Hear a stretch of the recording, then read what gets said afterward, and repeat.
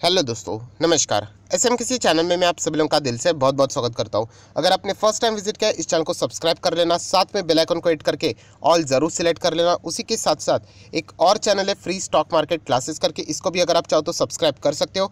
यहाँ पे भी बेल आइकन को हिट करके आप लोगों ने ऑल ज़रूर सिलेक्ट करके रखना चाहिए। इस चैनल का लिंक आपको ऊपर आई बटन पर या नीचे डिस्क्रिप्शन बॉक्स में मिल जाएगा। सो चलिए दोस्तों, फिलहाल इस वीडियो को स्टार्ट कर लेते हैं। दोस्तों अभी हम लोग आ चुके हैं बिल्कुल हमारे नॉर्मल स्क्रीन के ऊपर। एंड दोस्तों यहाँ पे हम लोग बात करने वाले एक बहुत ही इंपॉर्टेंट सीरियस टॉपिक के बारे में, राइट, जो कि हम लोग को डायरेक्टली तो यहाँ पे इंडिकेट तो नहीं करेगी कि क्या चल रहा है, बट इनडायरेक्टली हम लोग को समझ में आना चाहिए। और अगर आप इस चैनल को पहले से ही यहाँ पे देख रहे हो तो इस बात का जिक्र मैंने बहुत बार आप लोगों के सामने यहाँ पे किया भी है। सो एग्जैक्टली यहाँ पे जो अभी का जो टॉपिक है दोस्तों, वो होने वाला है यहाँ पे इन्फ्लेशन से रिलेटेड, राइट। मतलब फिलहाल की जो सिचुएशन है, आप लोगों ने देखा होगा कि महंगाई तो बढ़ती ही जा रही है एंड आगे और भी बढ़ेगी। पूरी दुनिया भर में ये सारी चीज़ें हम लोग को देखने को मिल रही है। सो दोस्तों यहाँ पे अगर मैं बात करूँ तो एक इम्पॉर्टेंट डेटा हम लोग को यहाँ पे कल के दिन भी देखने को यहाँ पे मिला था। कौन सा डेटा? तो दोस्तों जो छोटे बिजनेसेस होती है, जिसको हम लोग क्या बोलते हैं, MSME बिजनेसेस। MSME का फुल फॉर्म क्या है? M stands for micro, S stand for small, उसी के साथ साथ नेक्स्ट जो ME आता है जो मीडियम। मतलब बताने का अर्थ क्या है दोस्तों, micro, small and medium enterprises, जो छोटे बिजनेसेस होते हैं दोस्तों, इससे रिलेटेड एक बहुत ही बड़ा रिपोर्ट हम लोग को देखने को यहाँ पे मिला है। जैसे कि मैंने आपको कहा कि स्टॉक मार्केट में हम लोग शेयर्स कंपनीज के बारे में पढ़ते भी हैं, बट ये जो रिपोर्ट्स होते हैं इसका हम लोग को इनडायरेक्टली इंटरप्रिटेशन भी लगाना पड़ता है कि मार्केट में क्या क्या चीज़ें चलती है, राइट। मार्केट मतलब सिर्फ ऐसा नहीं कि स्टॉक देख लिया, बैलेंस शीट पढ़ लिया और आगे बढ़े, नहीं, ये सारी चीज़ें देखनी पड़ती। तो ये रिपोर्ट हमें क्या बताता है? तो दोस्तों ये चीज़ें बताते हैं जो छोटे बिजनेसेस थे उनकी हालत पिछले 2 साल में क्या रही है, और कितने सारे जो छोटे बिजनेसेस थे जिसको MSMEs बोला जाता है, वो यहाँ पे हम लोग को कंप्लीटली शट डाउन होते हुए देखने को यहाँ पे मिले हैं। सो दोस्तों जो आंकड़े अगर आप लोग देखोगे, बहुत ही ज़्यादा शॉकिंग एंड चौंकाने वाले आंकड़े हैं। एंड जैसे मैंने कहा कि सिर्फ पढ़कर अगर आप इन चीज़ों को छोड़ दोगे तो फिर मज़ा नहीं है। आपको बिटवीन द लाइन समझने अभी यहाँ पे आना चाहिए, जो कि मैं थोड़ा बहुत आप लोगों को हेल्प ज़रूर कर दूंगा। सो दोस्तों 2 फाइनेंशियल ईयर्स यहाँ पे कलेक्ट किए जा चुके हैं, 2021 एंड 22 अभी तक का जो डेटा चल रहा है यहाँ पे लिखा हुआ है 9 मार्च 2022 तक, क्योंकि 22 अभी भी फाइनेंशियल ईयर की बात हो रही है। 31 मार्च 22 अभी तक यहाँ पे कंप्लीट नहीं हुआ है। सो दोस्तों अभी आप लोग देख सकते हैं, देखिए मैं साफ साफ यहाँ पे हाईलाइट करता हूँ, इंपॉर्टेंट शब्द क्या लिखा है, गवर्नमेंट का डेटा है दोस्तों, मेरा खुद का डेटा नहीं है, किसी रिपोर्ट का नहीं, गवर्नमेंट का डेटा है। सो सरकार यहाँ पे क्या कहती है दोस्तों, जो पिछला साल हुआ, कौन सा वाला पिछला साल, मतलब 2020 से लेके 21 फाइनेंशियल ईयर की बात हो रही है, 1 अप्रैल 20 से लेके 31 मार्च 2021 तक का डेटा की अगर हम लोग बात करें, जो छोटे बिजनेसेस थे MSMEs यहाँ पे बंद हुए, उसकी संख्या थी दोस्तों 330 MSME गॉट शट डाउन, आप लोग देख सकते हैं during the financial year 21। Then दोस्तों अगर हम लोग यहाँ पे बात करें, इसका बाइफर्केशन दिया है नेक्स्ट, इसमें कौन कौन से बंद हुए करके। बट अगर हम लोग यहाँ पे बात करें, जो नेक्स्ट यहाँ पे इंपॉर्टेंट चीज़ें है दोस्तों, कि ये तो फाइनेंशियल ईयर 21 की बात यहाँ पे हो गई, कितना 330 बंद हो गया दोस्तों। 2022 के आंकड़े की बात करें दोस्तों तो बहुत ही ज़्यादा डरावना है, क्योंकि अगर हम लोग सोच के कितना सोच सकते हो, डबल ट्रिपल, तो दोस्तों ऐसा बिल्कुल भी नहीं, 17 टाइम्स, यस आप देख सकते हैं 17x ये नंबर्स क्लोजर का MSMEs का हम लोग को बढ़ते हुए देखने को मिला है। एंड अभी तक तो 31 मार्च खत्म होने के लिए भी 15 दिन अभी भी और भी बाकी है। सो पता नहीं और भी कितना डेटा खराब हो सकता है। 330 बिजनेसेस इसके पहले वाले साल में क्लोज हुए थे, जो कि इस वक्त की अगर हम लोग बात करें तो लगभग 5,500 से भी ज़्यादा हम लोगों को यहाँ पे बिजनेसेस कंप्लीटली बंद होते हुए देखने को यहाँ पे मिले हैं। सो दोस्तों बहुत ही सिंपल सा गणित है, जब भी कोई भी क्राइसिस आता है तो इमीडिएटली बिजनेसेस बंद नहीं होते हैं। तो फिर बंद कब होते हैं? आगे जाके बंद होते हैं, फाइनेंशियल क्राइसिस की अगर हम लोग बात करें, राइट। तो ये हम लोगों को सारी चीज़ें यहाँ पे देखने को और सीखने को यहाँ पे मिल रही है। सो यहाँ पे मैं एग्जैक्टली बताने की कोशिश क्या कर रहा हूँ, जो हमेशा यहाँ पे जो इंपॉर्टेंट चीज़ें रहती है हम लोग नोट करते हैं, तो नोट करने का सबसे पहले इंपॉर्टेंट पॉइंट क्या है?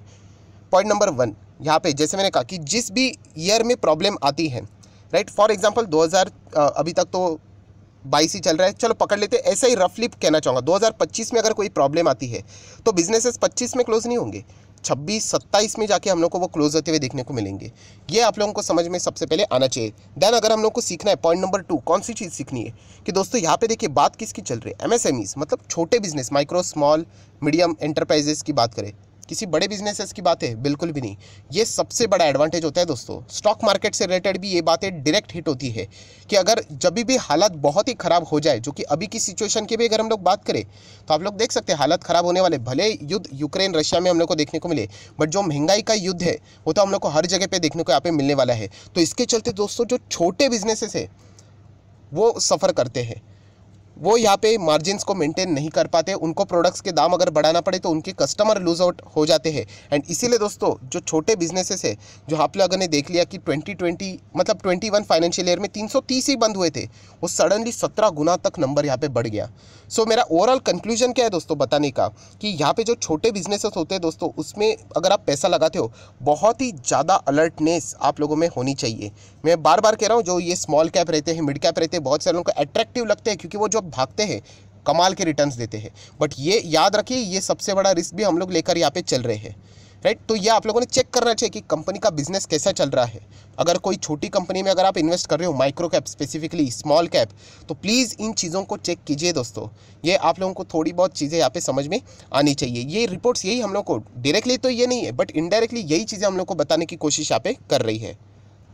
देन दोस्तों इन्हीं कंपनीज़ के अगर आप लोग एनालिसिस यहाँ पे करोगे, मैं आप लोगों को शॉर्ट फॉर्म में यहाँ पे बताना चाहूँगा। सो यही बताया गया है कि जो छोटे कंपनीज़ होते हैं या फिर बिजनेसेस होते हैं, वो उनके पास कैश तो बहुत होता नहीं है, तो वो लोन लेके बोरोइंग करके चलते हैं। और ऐसे कंपनीज़ की अगर हम लोग बात करें, जो छोटे कंपनीज़ होते हैं जो लोन लेते हैं, आप लोगों को पता है, मैंने हाल ही में ही वीडियो भी बनाया था, आप लोगों को पता होगा, 2-3 दिन पहले भी, सैटरडे संडे आप लोगों ने देखा होगा कि जो छोटे कंपनीज़ होते हैं जब वो फाइनेंसेस उठाते हैं, वो स्मॉल फाइनेंस बैंक से यहाँ पे क्या करते हैं, खुद के फाइनेंसेस उठाने की कोशिश करते हैं। एंड ऐसे बिजनेसेस हम लोग को स्ट्रगल करते हुए देखने को मिलता है। एंड अगर वो बिजनेसेस बंद हुए तो वो कंपनी तो डूब ही जाएगी, बट उसी के साथ साथ जो स्मॉल फाइनेंस बैंक जो लोन प्रोवाइड करने का, लेंडिंग का काम करते हैं, उनके ऊपर भी बहुत ही खतरनाक हम लोग को यहाँ पे इम्पैक्ट देखने को यहाँ पे मिल जाता है। इसीलिए स्मॉल फाइनेंस बैंक में आप लोग देख सकते हो ज़्यादा ग्रोथ हम लोग को नज़र यहाँ पे यूजुअली नहीं मिलती है।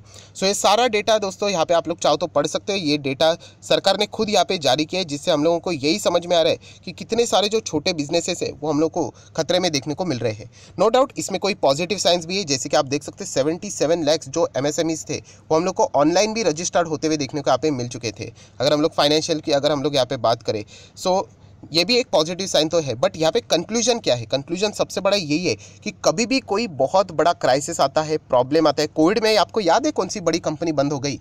मैं एवरेज बात कर रहा हूँ तो इतना याद नहीं होगा। छोटे बिजनेसेस देखो कितने सारे बंद हो गए।